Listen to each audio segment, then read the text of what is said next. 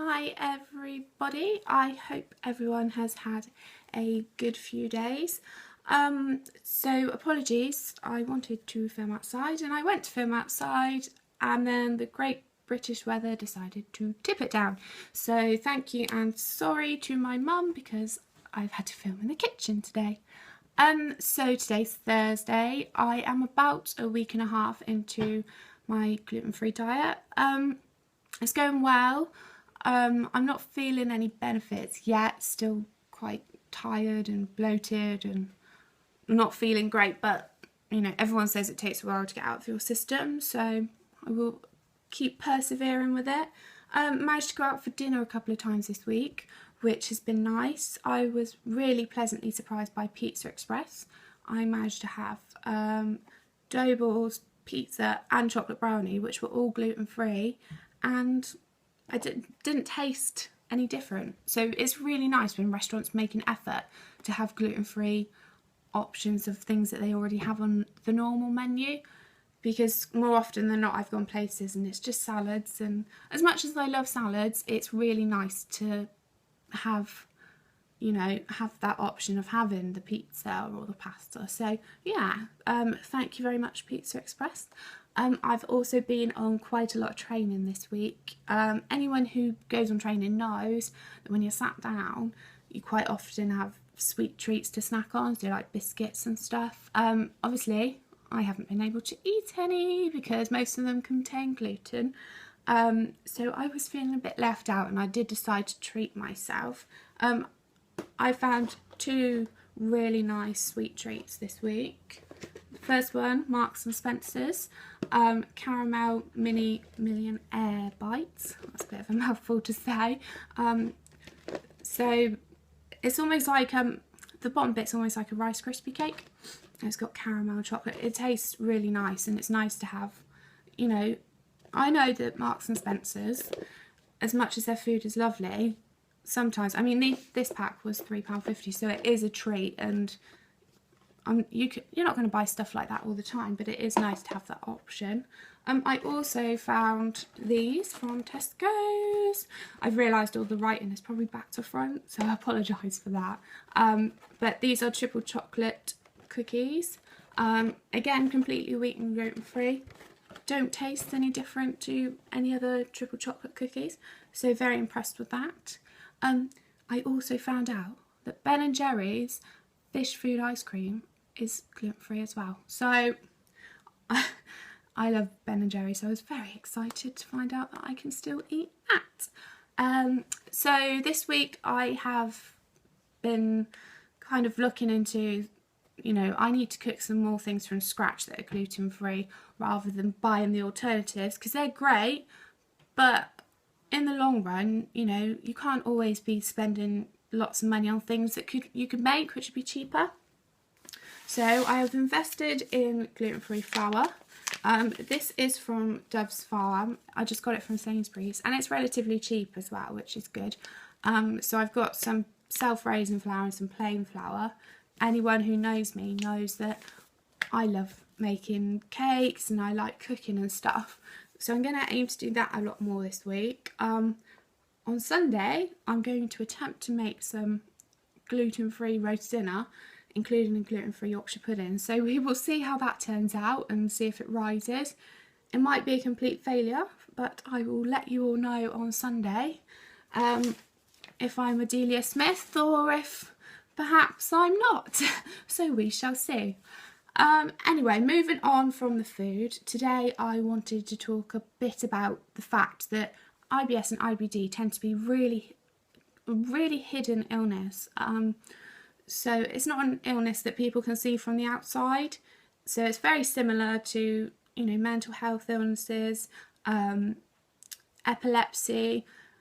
It's very different to if someone breaks their arm, for instance, you can see that it's broken, or if someone bruises, you can see it. But with a lot of illnesses from the outside, people may seem like they're okay, but it doesn't mean that they are. And I think a lot of people don't do it on purpose, but a lot of people assume like, oh, you look fine, you don't look ill, you're young, you're healthy, there's nothing wrong with you, just purely because they don't see it. Now, that does kind of get me quite annoyed, and I do get really frustrated when people are like, oh, you don't look ill. Well, no, I don't look ill because you can't see it, because it's inside, and that is the point. And I think it's really important. I know with mental health at the moment, you know, there is a big drive about people's understanding and awareness that just because you can't see an illness doesn't mean it's not going on. So I think it's really important to highlight that IBS and IBD, you know, they can go undetected for a while, and someone may look like they're fine, but it doesn't mean that the illness isn't giving them grief inside. So that is a really important point, I think. I've also found this week I've been really tired. I've been struggling to sleep, whether that is because of how warm it's been recently, or my tablets, for example, that they give me for the pain for my stomach. They make me very tired and I struggle to get up, but I've been on them for a few months, so I don't think it's those. Whether it's because I've changed my diet, I don't know. But I have found that obviously when you're tired, my mood lowers, and then obviously anything, you know, that affects your mood and stress levels then affects your IBS and your IBD. So it's like a massive circle. One thing affects another and it just makes it worse. So I haven't been feeling great in myself, and I haven't been feeling myself. You know, normally I'm out running every morning, going to the gym, going swimming. I go to work and then I come back and I do another shift at work and I see my friends, and you know, but this week I have really struggled, and I thought it would be quite interesting to see what the links are between IBS and IBD with low mood. So I did some research, and a lot of places have found that they're around 40% of people with IBS and IBD have depression and anxiety at some point. Now, obviously, I'm not saying that I'm depressed, but I think that just shows that nearly half of the people who are diagnosed with the illness, you know, are quite likely to have, you know, really low moods. And I think it's important.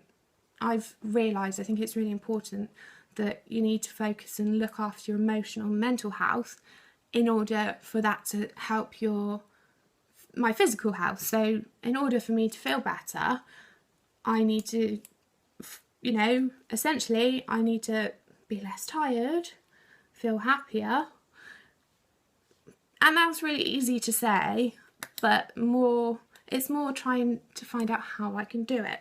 So this week I have decided I'm going to set myself 3 goals to try and not only obviously make me feel less tired, hopefully in turn I'll feel better and feel more like myself, and I also hope that, you know, I feel not that I don't feel happy, but I feel, you know, a lot better about the situation at the moment. So the first goal for me is I need to have better sleep hygiene.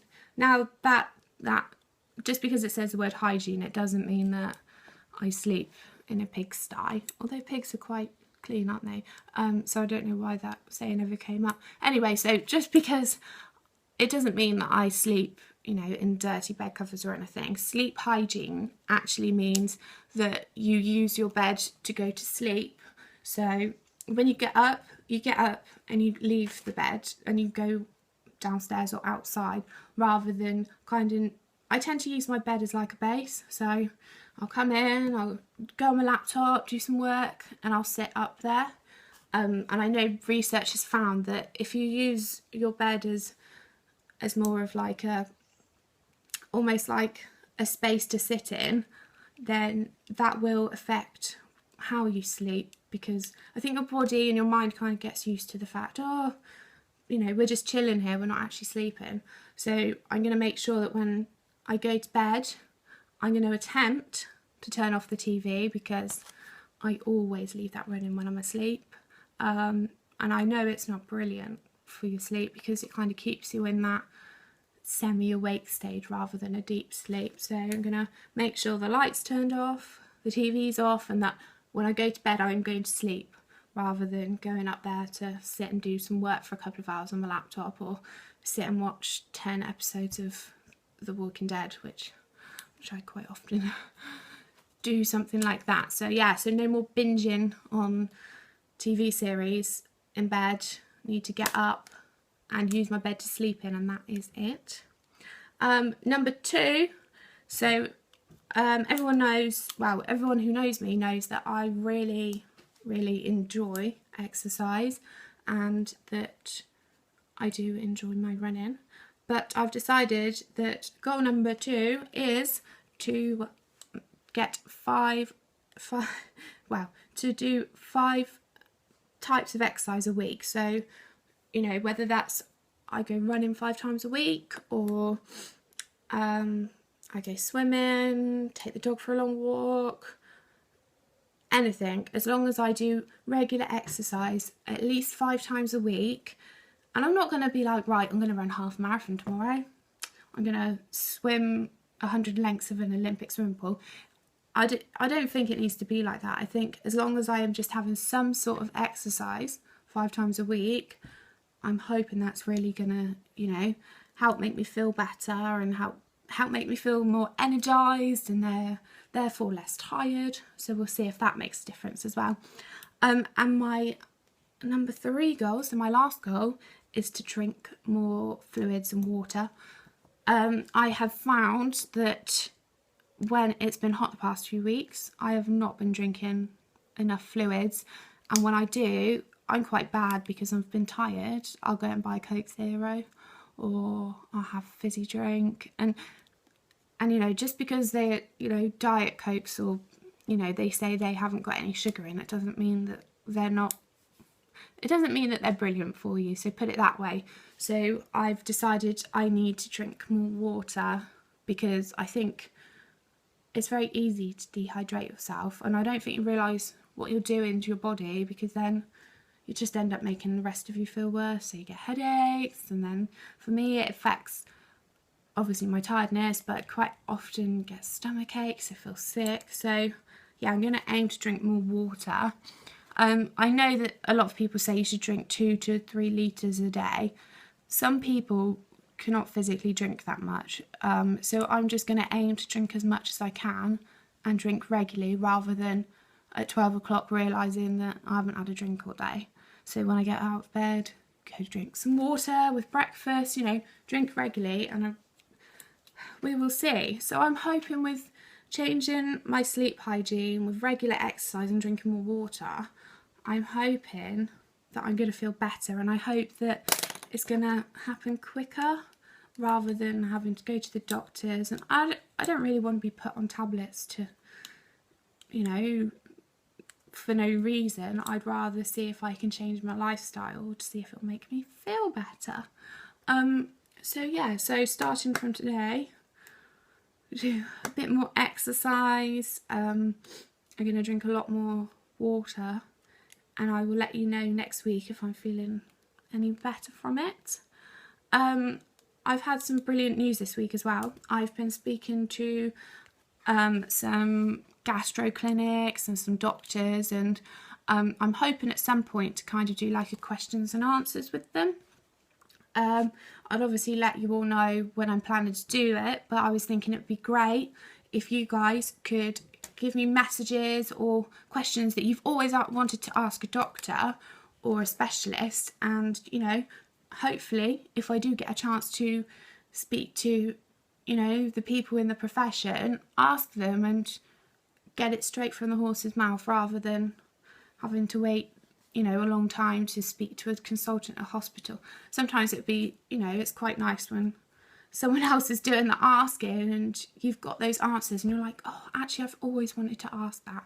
So yeah, so feel free, write it in the comments on YouTube or anywhere. I'll keep a note of them, and then obviously I will give you notice of hopefully when I'm going to be able to speak to the specialist and let you know what he says. Anyway, so thank you very much everyone. I best go. I will tune in again on Sunday and have a fab few days. Thank you. Bye.